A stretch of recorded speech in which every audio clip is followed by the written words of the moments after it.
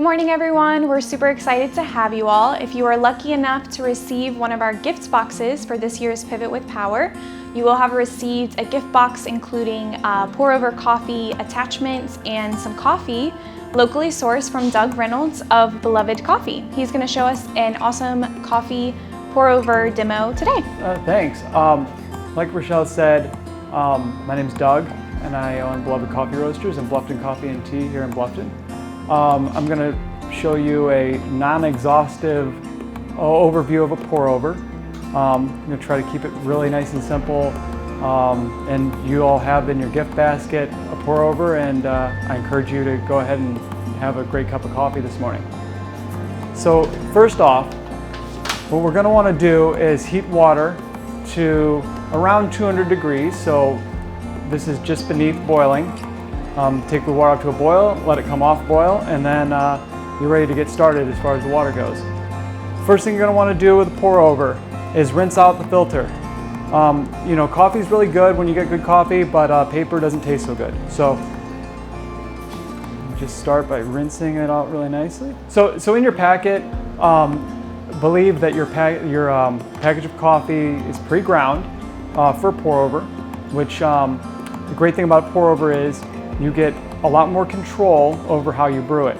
The variables you can control: the grind, how much coffee you put in to the pour over, how much water you put in. So all these different variables give you ultimately more control over your cup than you would just get with your typical drip coffee maker or a Keurig. So in your packet, I believe we have 35 grams in each one of those, which should yield you a nice larger cup, maybe about a 16-ounce cup of coffee. For my purposes here today, I'm going to do a pour over, and I have my scale out. For my pour over, I'm going to do about 22 grams. I went a little bit over, but that's all right. Recipes can be experimented with. You can add more coffee. You can back down the coffee. More water, less water. You know, really play with it and see what yields the best result for your liking. So first off, I've got this bed of coffee here. I'm going to shake it out a little bit and get a nice level bed.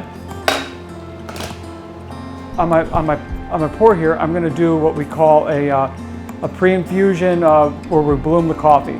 So fresh coffee has a lot of CO2 in it, and what my goal is with this is I'm just going to wet the grounds gently, really nice and light, just to get it all saturated before I do my actual pour.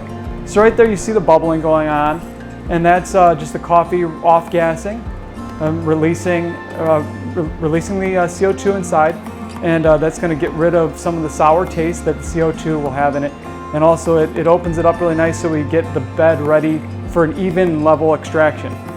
So it's very important that you want to evenly extract your coffee. So different variables that you can change with this is you could bloom, this is called the bloom. You could bloom a little bit longer, you could bloom for maybe 30 seconds, you could bloom for a minute, you could bloom for 15 seconds. And depending on what type of coffee you have, each one of these will yield a little bit of a different undertone to the coffee. So I bloomed for, you know, right about at 25 seconds. So now I'm going to start my pour. And what you're going to do is you're going to go in a nice circular motion.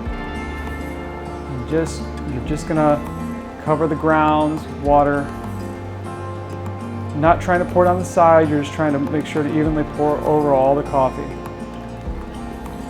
And right now I'm brewing a nice single origin Brazilian coffee that yields a really balanced cocoa-y taste. It has a light body and a light acidity to it. And so I am going to actually pour on mine to about 300, I'm going to do 325 grams of water and let it draw down.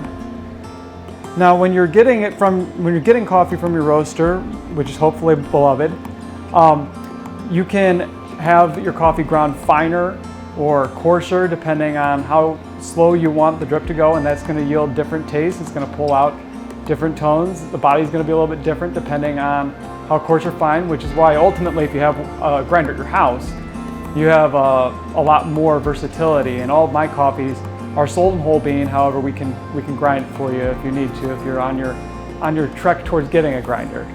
All right, so now it's brewed down all the way, and I'll go ahead and set my filter to the side and pour my cup.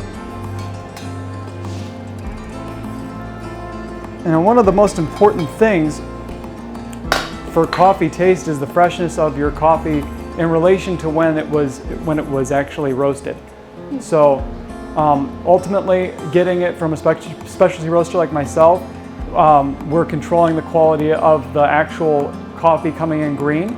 But really, for optimal taste, if you're drinking it within 21 days of roast and grinding it really close to when you're brewing it, those things will make huge differences in the experience you have in your cup.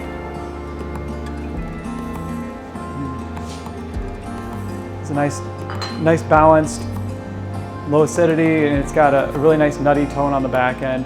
Really good cup. Thanks for that, Doug, and definitely come check out Bluffton Coffee and Tea here on Buckwalter Parkway near the Cinemark Theater.